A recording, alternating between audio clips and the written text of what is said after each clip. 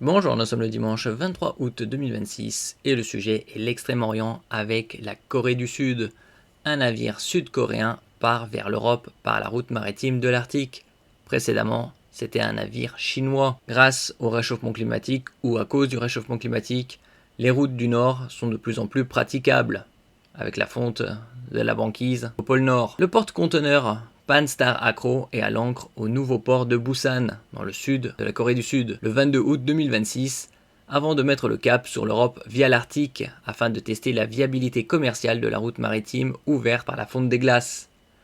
Ici la péninsule coréenne, Séoul la capitale, et Busan, ici, au sud-est.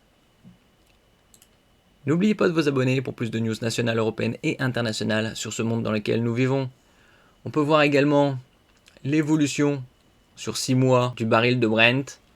Il a fait plusieurs aléas.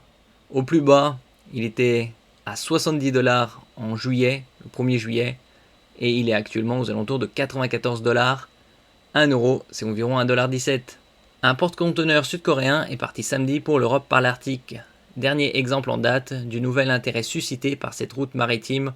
Ils ont parlé de la possibilité d'utiliser les routes maritimes du Nord par le cercle polaire arctique dans les années à venir. Ça fait déjà une bonne quinzaine d'années grâce justement à la fonte des glaces. Alors que dure le blocage du trafic au Moyen-Orient en raison du conflit entre l'axe israélo-américain et l'Iran qui a commencé le samedi 28 février, ça va bientôt faire 6 mois. Bien que rendue plus navigable par le réchauffement climatique, cette voie maritime présente de nombreuses contraintes limitant son potentiel commercial et suscite des craintes environnementales. C'est surtout dans ce cas-là, dans les craintes environnementales.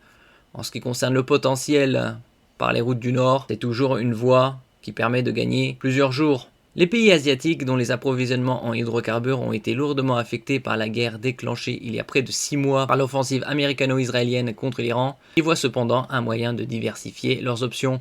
Il y a également la route de la soie avec le transsibérien qui traverse l'Asie, une partie de l'Europe. Ici, c'est par voie de chemin de fer. Là, on parle de voies maritimes qui permettent de contourner le détroit de Malacca, le détroit de Bab el-Mandeb, le canal de Suez, et de passer par le détroit de Bering, l'océan Arctique, et d'atteindre la Scandinavie et l'Europe du Nord. Une semaine après le départ d'un navire chinois, on en avait parlé précédemment, censé inaugurer une liaison régulière, le Pan-Star Acro, ici à l'image, a largué les amarres samedi soir depuis le port de Busan dans le sud de la Corée du Sud. Ici Busan, tout au sud-est.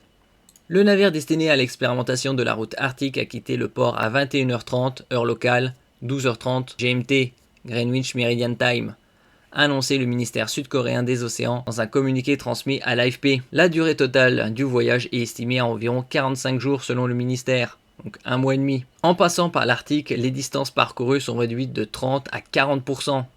Donc un tiers en moins, c'est conséquent par rapport à la liaison canal de Suez en Égypte et de près de moitié par rapport à celle du cap de Bonne-Espérance. Des économies de temps et bien évidemment d'argent et de carburant. Conséquence des coûts réduits, une moindre consommation de carburant, surtout avec l'envolée des prix des carburants ces 6 derniers mois, comme on peut voir ici. Actuellement, on n'est pas loin de 100 $. Et un temps de traversée réduit de moitié pour atteindre une vingtaine de jours. Rivalité. Selon l'étude de Coface néanmoins, seulement 3,5% des échanges existants entre l'Asie de l'Est, l'Europe du Nord et l'Amérique du Nord seraient réellement susceptibles d'emprunter les routes arctiques. D'autres acteurs du secteur ont déjà transité par l'Arctique, le tout premier étant le danois Maersk en 2018, donc il y a déjà 8 ans, sur fond de rivalité géopolitique croissante entre Russie, Chine et États-Unis dans la région.